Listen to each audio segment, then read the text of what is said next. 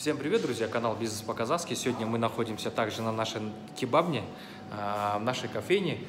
Сегодня второй день, уже вечер, почти ночь, 11 ночи. Мы работаем до 12, с 8 утра до 12 ночи. У нас здесь народ все еще тусуется, потому что у нас рядом находится автомойка. Мы ориентированы сейчас пока временно на клиентов автомойки. Кстати, вот сзади меня, сейчас я вам покажу. Вот такую вот вывеску нам вчера привезли. Не вчера, а сегодня днем. Заказал вот такую вот вывеску. Вот. Народ все еще приезжает, моет машины свои. Вот машины стоят. Жилой комплекс рядом. Мы будем его также, вот шиномонтажка, там строительные материалы продают. Здесь справа частный сектор. Через дорогу у нас тоже кафешки. Здесь автомойка называется Нео. Здесь администраторы сидят, охранники. Вот. И по клиентуре люди потихонечку начинают привыкать к нам, потому что у нас очень привлекательные цены. Мы сейчас изначально хотим привлечь людей.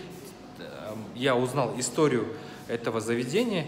То есть есть человек, который здесь, оказывается, работает изначально уже как с открытия, 5 лет в этом комплексе. Да? Этот человек нам сказал, что здесь в основном продавали чай. Чай, кофе по 600 тенге, что ли, что-то слишком дорого. Потом сказали, что какая-то женщина здесь начала готовить, была еда, но она, видимо, раскрутилась и переехала в другое место. А до нас сидели чисто чаи, продавали по 600 тенге за кружку. Мы сейчас, наоборот, сделали чай бесплатно для клиента автомойки. Человек, который заходит и приходит сюда и сидит, ждет свою машину, и ему бесплатно дают чай, он сразу автоматически становится морально должен. Он посмотрит, посмотрит по сторонам и скажет, а есть ли у вас?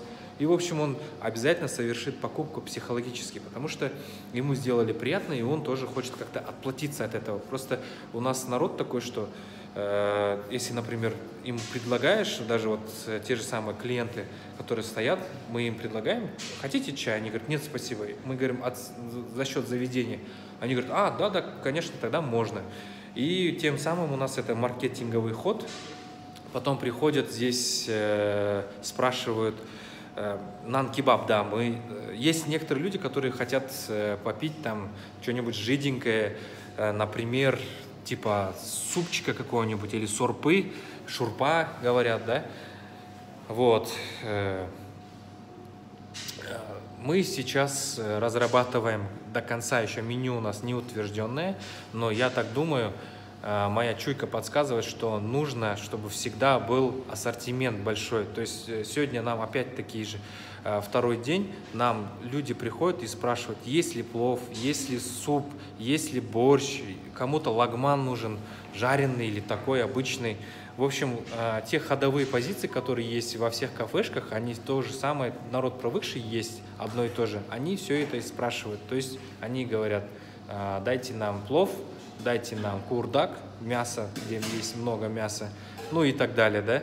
Мы сделали себе вывод, то есть помимо этого еще спрашивают жвачки, с напитками у нас проблем нет. Кстати, на этой неделе нам подвезут аппарат для розлива разных там напитков, лимонадов, есть такая компания, мы им выслали заявку, чтобы нам привезли трехкрановый, потому что у нас для пятикранового кеги не поместится, у нас барная стойка слишком не такая уж и большая, вот сзади меня находится. Вот в эту сторону мы поставим этот аппарат.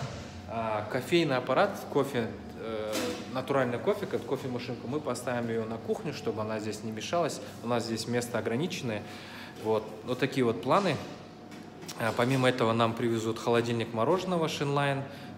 Помимо этого хотим поставить посттерминал. Хотел вообще банкомат Каспиевский поставить, который в большой спросе сейчас. Но почему-то мне сказали, что банкомат пока не ставят, то есть по Казахстану. Вот. Колу в холодильник мы поставили, кола идет, его ассортимент тоже нормально. В основном идет чай, кофе. Люди удивляются, когда мы говорим цену на кофе. Мы говорим 150 тенге с молоком. Они приятно удивлены, то есть здесь сегодня пару клиентов пришли, были приятно удивлены и сказали, что они будут постоянно заходить теперь и там завтракать, обедать или ужинать. Вот. Тем самым это очень хорошо для нас, мы будем дальше работать, маркетинговый ход наш дальше идет, то есть стратегический план потихонечку осуществляется. Вот каким-то таким вот без опыта работы в общепите начинаем работать по-казахски, честно, правильно, на перспективу, со стратегическим планом, с планом на развитие. Подписывайтесь на канал, ставьте лайки, колокольчики, смотрите следующее видео, буду обязательно делиться.